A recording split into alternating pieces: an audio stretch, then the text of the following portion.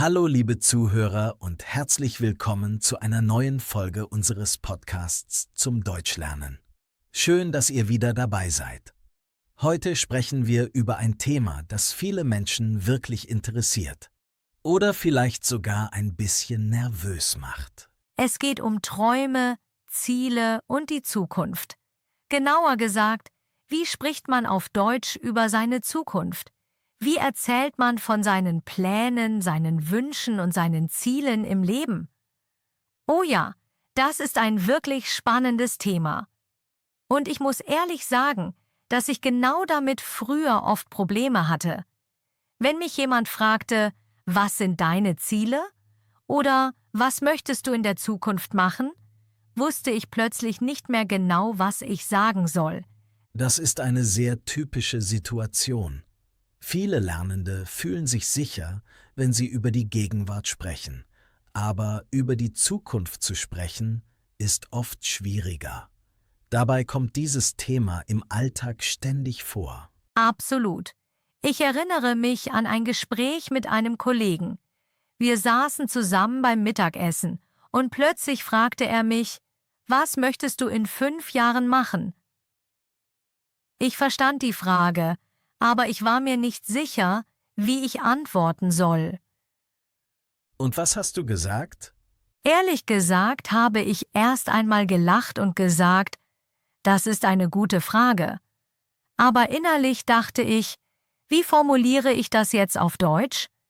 Genau solche Momente kennen viele Menschen, die eine neue Sprache lernen. Denn wenn wir über unsere Zukunft sprechen, sprechen wir oft über sehr persönliche Dinge, über Träume, Wünsche oder große Ziele im Leben. Zum Beispiel über Karriere, Reisen oder neue Pläne. Genau. Vielleicht sagt jemand, ich möchte einmal im Ausland arbeiten oder mein Traum ist es, eine eigene Firma zu gründen oder ich hoffe, dass ich in Zukunft fließend Deutsch sprechen kann. Das klingt schon sehr motivierend. Und genau darum geht es heute in unserer Folge. Wir möchten euch zeigen, wie ihr über eure Zukunft sprechen könnt. Ganz einfach und Schritt für Schritt. Und dabei geht es nicht um Grammatik, sondern über echte Gespräche.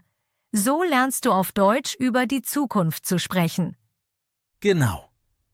Wir schauen uns wichtige Wörter an, zum Beispiel für Träume, Ziele und Pläne. Danach sprechen wir darüber, wie man seine eigenen Ziele beschreibt. Und natürlich lernen wir auch einfache Sätze, mit denen ihr über eure Zukunft sprechen könnt. Das klingt sehr hilfreich. Und bevor wir richtig anfangen, habe ich noch 3 kleine Lernregeln für euch. Oh, ich mag diese Regeln. Sie helfen immer beim Lernen. Die erste Regel ist, sprecht langsam. Wenn ihr über eure Zukunft sprecht, müsst ihr nicht schnell sein. Wichtig ist, dass ihr klar und ruhig sprecht. Das ist ein guter Tipp.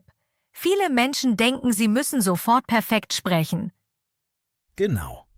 Aber beim Lernen ist langsam sprechen viel besser. Was ist die zweite Regel? Wiederholt wichtige Wörter. Wenn ihr ein neues Wort hört, sprecht es ruhig mehrmals laut aus. Das hilft wirklich sehr. Und die dritte Regel ist, benutzt einfache Zukunftssätze.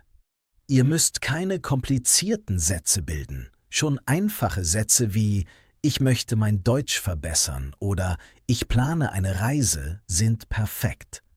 Das macht das Thema gleich viel entspannter. Genau. Und, liebe Zuhörer, wir möchten euch auch ermutigen, aktiv mitzumachen.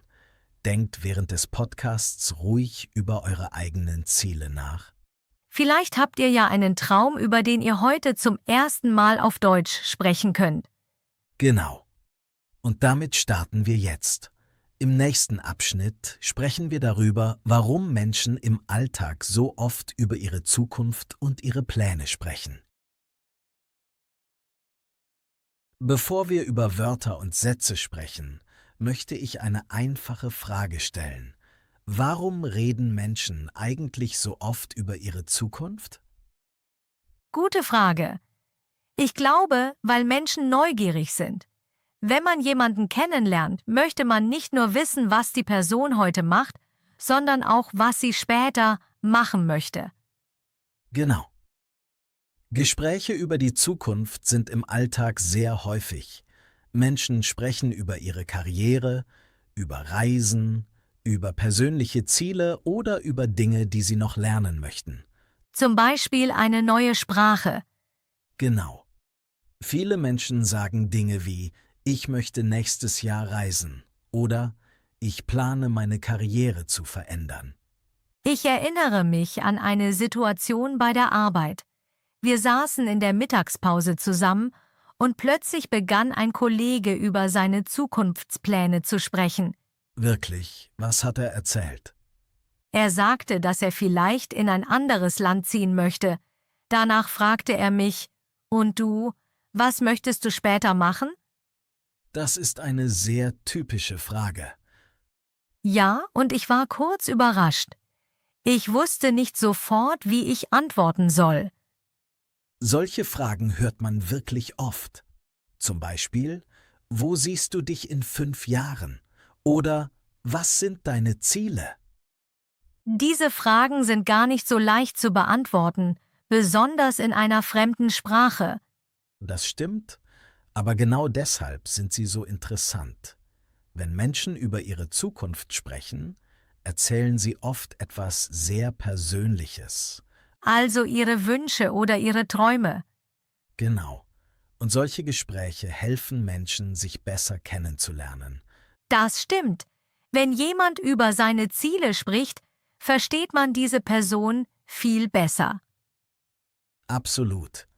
Und genau deshalb schauen wir uns jetzt die wichtigsten Wörter an, die ihr braucht, wenn ihr über eure Zukunft und eure Ziele sprechen möchtet.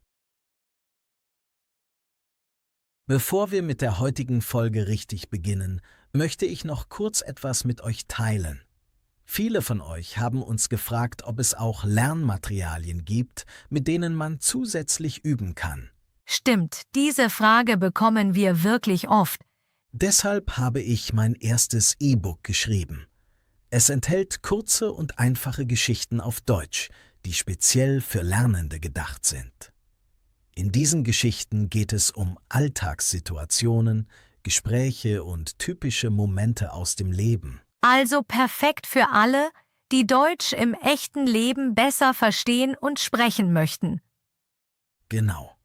Die Geschichten helfen euch, wichtige Wörter und typische Sätze zu lernen. Und weil die Texte kurz sind, könnt ihr sie leicht lesen und wiederholen. Das klingt wirklich hilfreich. Wenn euch das interessiert, findet ihr den Link zum Buch unten in den Kommentaren. Vielleicht ist das eine gute Ergänzung zu unseren Podcasts. Genau. Und jetzt starten wir mit unserer heutigen Folge.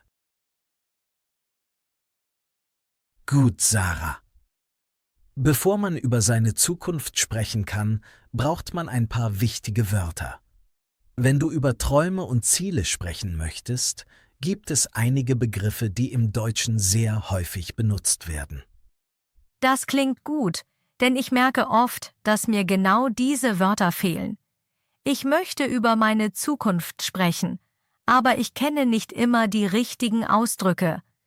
Dann fangen wir mit einem der schönsten Wörter an. Traum. Traum kenne ich ein bisschen. Das ist doch etwas, das man sich sehr wünscht, oder? Genau. Ein Traum ist etwas, das du dir wirklich wünschst. Oft ist es etwas Großes oder etwas, das dich sehr motiviert. Zum Beispiel ein Lebenswunsch. Also etwas, das vielleicht noch weit in der Zukunft liegt. Richtig.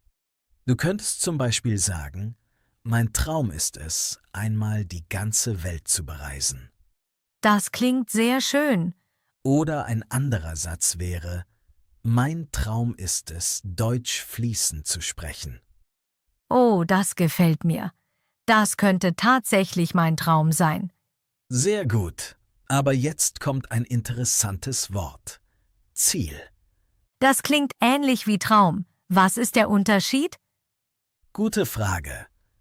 Ein Traum ist oft etwas Großes oder etwas Emotionales.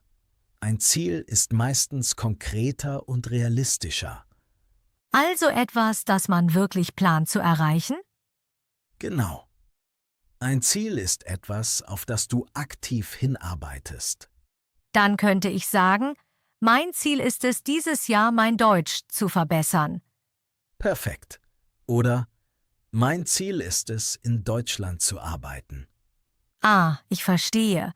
Ein Traum ist vielleicht eine große Vision und ein Ziel ist ein konkreter Schritt. Genau so kann man es erklären. Das hilft mir sehr. Oft wusste ich nicht, welches Wort ich benutzen soll. Das geht vielen Lernenden so.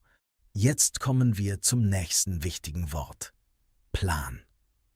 Plan benutze ich manchmal, aber ich bin mir nicht immer sicher, wie. Ein Plan beschreibt, wie du dein Ziel erreichen möchtest, also die Schritte, die du in der Zukunft machen willst. Also eine Art Strategie? Genau. Zum Beispiel kannst du sagen, ich habe einen Plan für die nächsten Jahre. Das klingt sehr strukturiert. Oder mein Plan ist es, jeden Tag ein bisschen Deutsch zu lernen. Oh, das ist ein sehr realistischer Plan. Genau. Jetzt kommen wir zu einem sehr großen Wort. Zukunft. Zukunft ist einfach alles, was noch kommt, richtig? Genau. Die Zukunft beschreibt die Zeit, die noch vor uns liegt. Also morgen, nächstes Jahr oder sogar in 10 Jahren. Richtig. Du könntest zum Beispiel sagen, in der Zukunft möchte ich in einem anderen Land leben. Das klingt nach einem großen Lebensplan. Oder ein einfacher Satz wäre, ich denke viel über meine Zukunft nach. Das mache ich tatsächlich manchmal. Viele Menschen tun das. Welches Wort kommt als nächstes? Das nächste Wort ist Hoffnung. Hoffnung klingt sehr emotional. Das stimmt. Hoffnung bedeutet, dass du dir wünschst, dass etwas Gutes passiert. Also etwas, das vielleicht noch unsicher ist? Genau. Du kannst zum Beispiel sagen, ich hoffe, dass ich bald besser Deutsch sprechen kann. Das sage ich oft. Oder ich habe die Hoffnung, dass ich meine Ziele erreiche. Das klingt sehr motivierend. Genau. Und das bringt uns direkt zum nächsten Wort, Motivation. Motivation ist sehr wichtig beim Lernen. Absolut. Motivation ist die Energie oder der Wunsch, etwas zu erreichen. Also das Gefühl, das mich antreibt. Genau. Du könntest sagen, mein Ziel gibt mir Motivation. Oder wenn ich Fortschritte sehe, bekomme ich mehr Motivation. Perfekt gesagt. Ich merke, dass diese Wörter sehr nützlich sind. Ja, und wir haben noch ein wichtiges Wort. Erfolg. Erfolg klingt nach einem positiven Ergebnis. Genau. Erfolg bedeutet, dass du ein Ziel erreichst. Zum Beispiel bei einer Prüfung? Genau.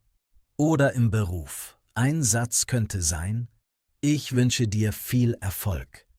Das hört man wirklich oft. Oder mein Erfolg motiviert mich weiter zu lernen. Das ist ein schöner Gedanke. Jetzt kommen wir zu einem etwas schwierigeren Wort. Entscheidung. Oh, dieses Wort finde ich manchmal schwer auszusprechen. Das geht vielen so. Entscheidung bedeutet, dass du zwischen verschiedenen Möglichkeiten wählst. Also, wenn ich mich entscheide, etwas zu tun. Genau. Zum Beispiel, ich habe die Entscheidung getroffen, Deutsch zu lernen. Das klingt sehr stark. Oder es war eine wichtige Entscheidung in meinem Leben. Das verstehe ich gut. Und unser letztes Wort ist Chance.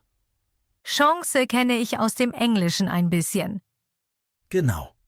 Eine Chance ist eine Möglichkeit, etwas zu erreichen. Also eine Gelegenheit. Richtig. Zum Beispiel, Deutsch zu lernen ist eine große Chance für meine Zukunft. Das gefällt mir sehr. Oder Ich möchte diese Chance nutzen. Ich merke gerade, dass diese Wörter wirklich helfen, über das Leben zu sprechen. Genau darum geht es. Mit diesen Wörtern kannst du über Träume, Ziele und Zukunftspläne sprechen. Ich glaube, unsere Zuhörer können jetzt schon ihre eigenen Sätze bilden. Gut, Sarah. Jetzt kommen wir zum wichtigsten Teil unserer Folge. Wir sprechen darüber, wie man auf Deutsch über die Zukunft spricht. Viele Lernende glauben, dass man dafür komplizierte Grammatik braucht. In Wirklichkeit kann man mit ein paar einfachen Strukturen schon sehr viel sagen. Das beruhigt mich wirklich. Früher hatte ich oft Angst vor solchen Gesprächen. Wenn mich jemand fragte, was möchtest du später machen? Wusste ich zwar ungefähr, was ich sagen möchte, aber ich war unsicher, wie ich den Satz richtig formuliere. Das geht vielen Lernenden so. Deshalb beginnen wir mit einer sehr einfachen Struktur. Eine der wichtigsten Formen ist Ich möchte. Diese Form benutzt man, wenn man über Wünsche oder Ziele spricht. Du könntest zum Beispiel sagen, ich möchte mein Deutsch verbessern. Oder du sagst, ich möchte später im Ausland arbeiten. Man hört auch oft Sätze wie, ich möchte in Deutschland leben. Das klingt wirklich einfach. Dann könnte ich sagen, ich möchte mehr Deutsch sprechen, weil ich mich im Alltag sicherer fühlen möchte. Das ist ein sehr guter Satz. Du kannst auch sagen, ich möchte jeden Tag ein bisschen Deutsch lernen. Mit dieser Struktur kannst du über viele Wünsche sprechen. Aber ich höre auch oft den Satzanfang ich werde. Ich bin mir nie ganz sicher, wann ich das benutzen soll. Gute Frage. Ich werde benutzt man oft für Dinge, die man wirklich plant oder erwartet. Es klingt etwas entschlossener.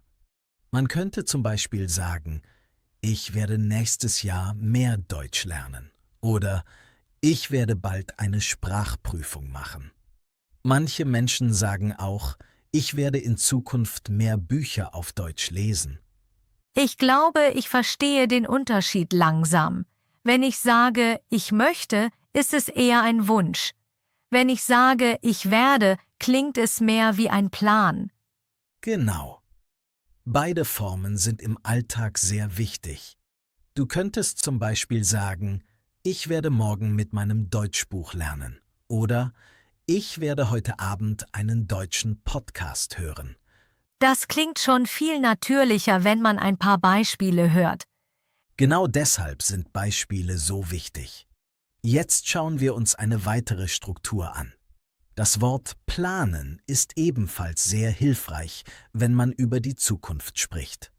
Du könntest sagen, ich plane eine Reise nach Deutschland oder ich plane nächstes Jahr einen Deutschkurs zu besuchen.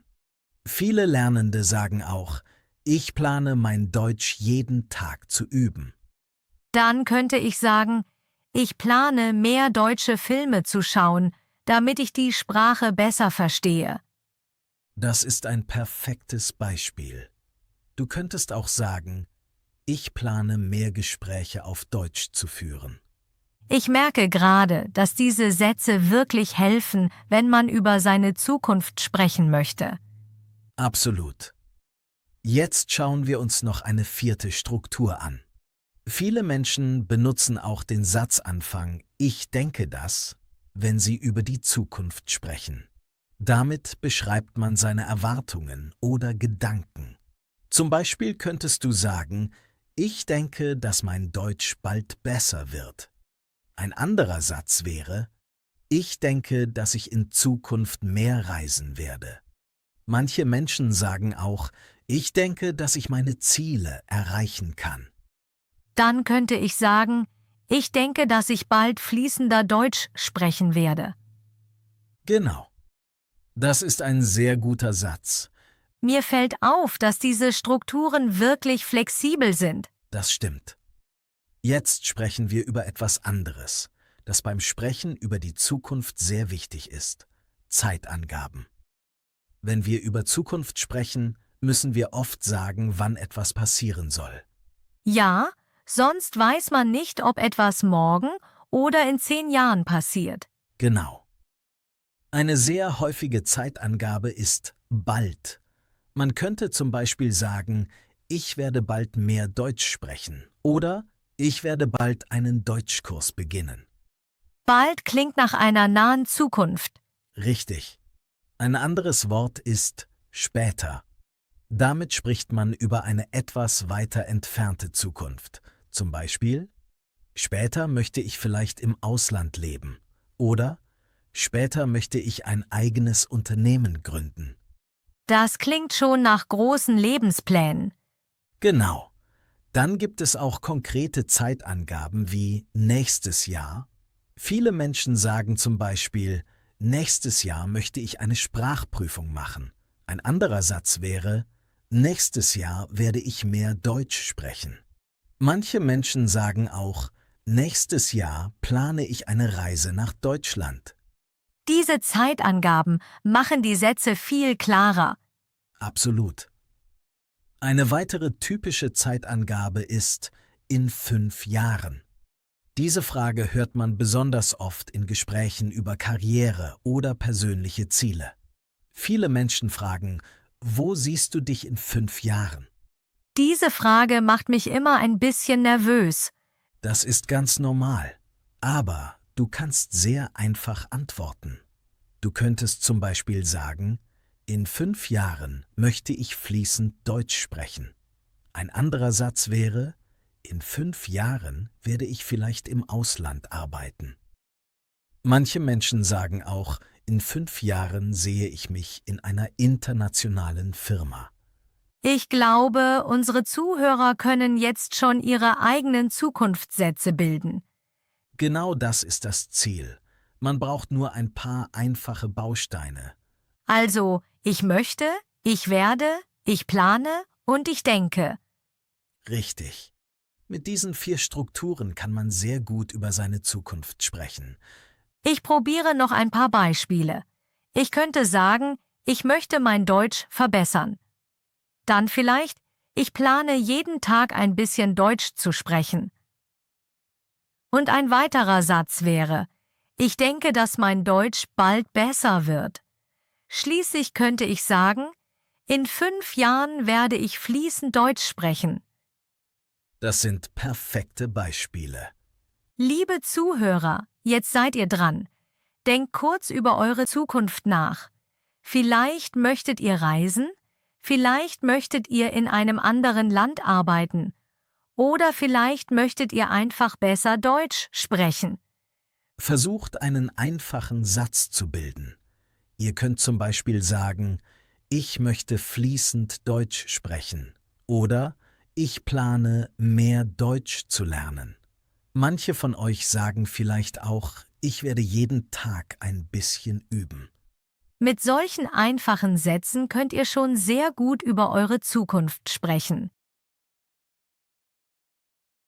Sarah, bevor wir weiter über Ziele und Zukunft sprechen, möchte ich noch ein anderes Thema ansprechen. Wenn Menschen eine Sprache lernen, denken sie oft über ihre Träume nach, aber gleichzeitig gibt es auch Zweifel. Oh ja, das kenne ich sehr gut. Beim Deutschlernen hatte ich viele Momente, in denen ich unsicher war. Manchmal dachte ich wirklich, mein Deutsch wird nie gut. Das ist ein Gefühl, das viele Lernende kennen. Besonders am Anfang. Ich erinnere mich an eine Situation in meinem ersten Deutschkurs. Wir sollten über unsere Zukunft sprechen. Alle haben Sätze gesagt wie ich möchte in Deutschland arbeiten oder ich werde bald besser Deutsch sprechen. Und ich saß dort und dachte, ich kann das noch gar nicht richtig sagen. Das kann sehr frustrierend sein. Ja, ich habe mich gefragt, wie lange dauert es, bis ich wirklich fließend sprechen kann? Viele Lernende stellen sich genau diese Frage. Und manchmal kommen Zweifel. Man denkt vielleicht, mein Deutsch ist nicht gut genug oder ich mache zu viele Fehler. Genau. Ich habe oft gedacht, ich mache immer Fehler, wenn ich spreche. Das ist ein sehr typischer Gedanke. Viele Menschen sagen in solchen Momenten, manchmal zweifle ich. Das ist ein gutes Wort. Zweifeln bedeutet also, dass man unsicher ist. Genau. Man ist sich nicht sicher, ob man etwas schaffen kann. Ich glaube, ich habe diesen Satz schon oft gedacht. Manchmal zweifle ich an meinem Deutsch. Das ist völlig normal. Eine neue Sprache zu lernen ist nicht immer leicht. Ja, manchmal fühlt es sich wirklich schwierig an. In solchen Momenten kann man zum Beispiel sagen, es ist nicht immer leicht. Das stimmt. Lernen braucht Zeit. Genau. Fortschritt passiert oft langsam. Man merkt ihn manchmal erst nach Wochen oder Monaten. Ich erinnere mich an einen Moment, der mich sehr motiviert hat. Ich habe plötzlich ein Gespräch im Supermarkt verstanden.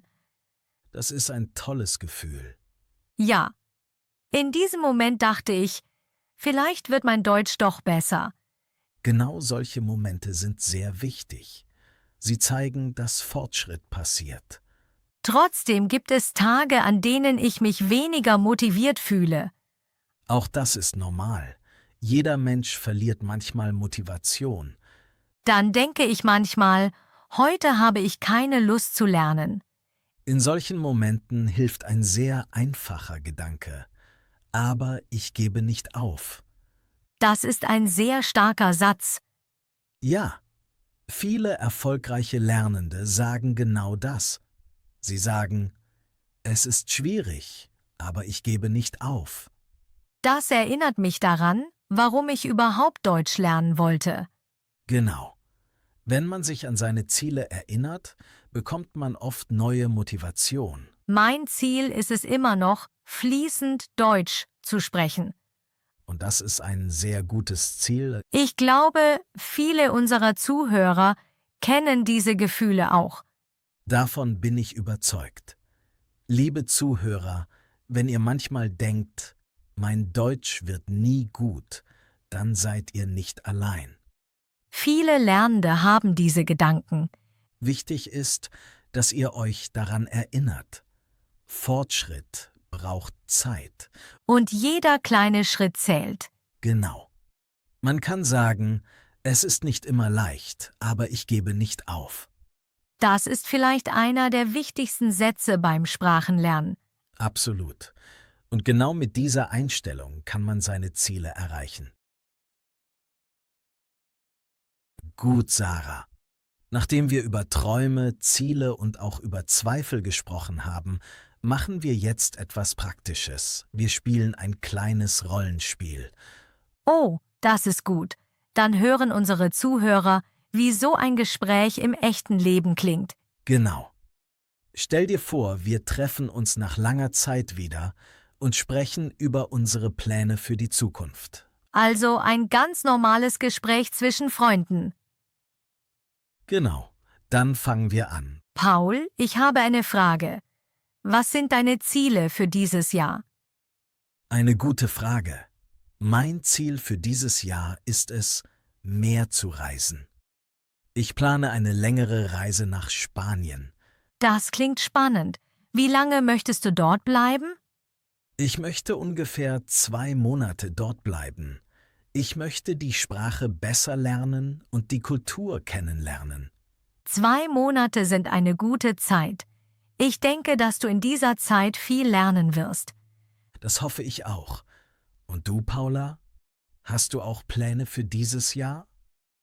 Ja, ich habe einige Ziele. Mein größtes Ziel ist es, mein Deutsch deutlich zu verbessern. Das ist ein sehr gutes Ziel. Wie möchtest du das erreichen? Ich habe einen Plan. Ich möchte jeden Tag mindestens 20 Minuten Deutsch sprechen. Außerdem möchte ich mehr Bücher auf Deutsch lesen. Das klingt nach einem guten Plan. Denkst du, dass du dieses Ziel erreichen wirst? Ja, ich denke schon. Es wird nicht immer leicht sein, aber ich möchte nicht aufgeben. Das ist eine sehr gute Einstellung. Außerdem habe ich noch einen kleinen Traum. Wirklich. Welchen? Ich möchte nächstes Jahr nach Deutschland reisen. Das ist eine tolle Idee. Wie lange möchtest du dort bleiben? Vielleicht einen Monat. Ich möchte die Städte sehen und natürlich viel Deutsch sprechen. Das wird dir sicher helfen. Wenn du jeden Tag Deutsch hörst und sprichst, wird dein Deutsch schnell besser. Das hoffe ich auch. Ich denke, dass diese Reise eine große Chance für mich sein wird. Davon bin ich überzeugt. Und vielleicht treffe ich auch neue Freunde.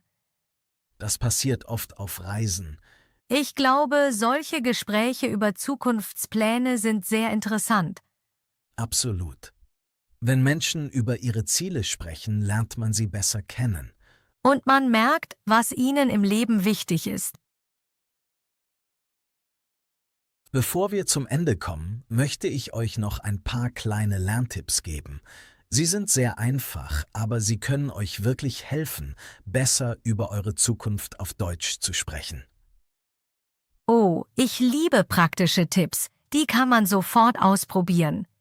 Der erste Tipp ist, schreibt eure Ziele auf Deutsch auf. Nehmt ein kleines Notizbuch und schreibt einfache Sätze wie „Mein Ziel ist es, fließend Deutsch zu sprechen." Oder „Ich möchte nächstes Jahr eine Sprachprüfung machen." So. Das finde ich eine sehr gute Idee. Wenn man seine Ziele aufschreibt, denkt man automatisch mehr darüber nach? Genau. Der zweite Tipp ist, sagt jeden Tag einen Zukunftssatz laut. Zum Beispiel könnt ihr morgens sagen, heute werde ich 10 Minuten Deutsch lernen. Das gefällt mir. Es ist wie eine kleine tägliche Motivation. Der dritte Tipp ist, formuliert eure Visionen laut. Sagt zum Beispiel, in 5 Jahren werde ich fließend Deutsch sprechen. Das klingt sehr motivierend. Und der letzte Tipp ist, feiert kleine Fortschritte. Wenn ihr merkt, dass ihr einen neuen Satz sprechen könnt oder ein Gespräch besser versteht, dann seid stolz darauf. Das hilft mir wirklich. Ich versuche oft, meine kleinen Fortschritte bewusst zu sehen. Das gibt mir neue Motivation, weiterzulernen. Jetzt machen wir eine kleine Übung. Liebe Zuhörer, hört gut zu. Ich sage jetzt einige einfache Sätze über Ziele und Zukunft. Danach könnt ihr sie laut nachsprechen. Ja, macht wirklich mit. Auch wenn ihr gerade alleine zuhört. Laut sprechen hilft eurem Gehirn sehr beim Lernen. Der erste Satz lautet, mein Ziel ist es, besser Deutsch zu sprechen. Sprecht den Satz jetzt laut nach. Versucht ihn langsam und deutlich zu sagen. Ich sage den Satz noch einmal. Mein Ziel ist es, besser Deutsch zu sprechen. Wiederholt den Satz ein zweites Mal. Der nächste Satz lautet, ich möchte in Deutschland arbeiten. Sprecht auch diesen Satz laut nach. Noch einmal. Ich möchte in Deutschland arbeiten.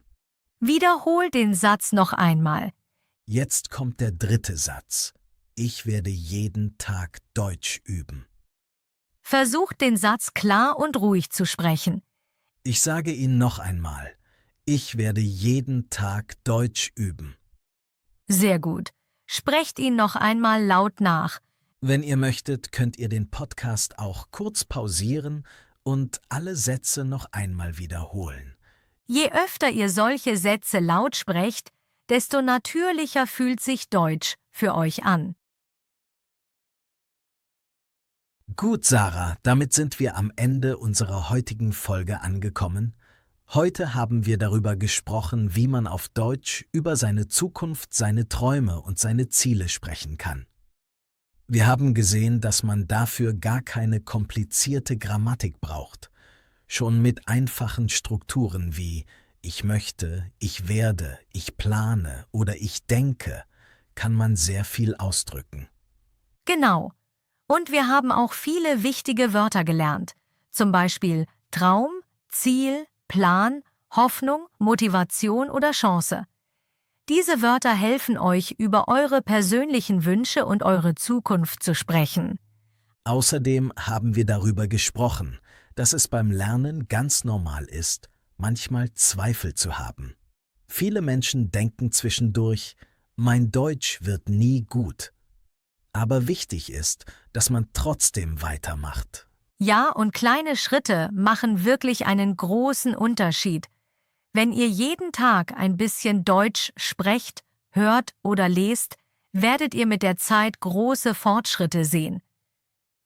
Wir hoffen, dass euch diese Folge geholfen hat und dass ihr jetzt ein bisschen sicherer über eure Zukunft auf Deutsch sprechen könnt. Und jetzt sind wir neugierig auf euch. Was sind eure Ziele? Möchtet ihr fließend Deutsch sprechen? Möchtet ihr in Deutschland arbeiten oder vielleicht reisen? Schreibt eure Ziele gerne in die Kommentare. Wir lesen eure Nachrichten wirklich gerne. Und wir haben noch eine kleine Frage an euch. Genau. Viele von euch lernen regelmäßig mit unseren Videos und Podcasts, deshalb überlegen wir, ob wir einen Deutschkurs mit einer kleinen Community starten sollen. Eine Community, in der wir gemeinsam lernen, zusammen sprechen und uns gegenseitig motivieren. Wenn ihr daran Interesse habt, schreibt uns gerne in die Kommentare. Dann wissen wir, ob ihr euch so etwas wünscht. Vielen Dank, dass ihr heute wieder zugehört habt. Wir freuen uns sehr, wenn ihr beim nächsten Mal wieder dabei seid. Viel Erfolg beim Deutschlernen und bis zur nächsten Folge. Auf Wiederhören!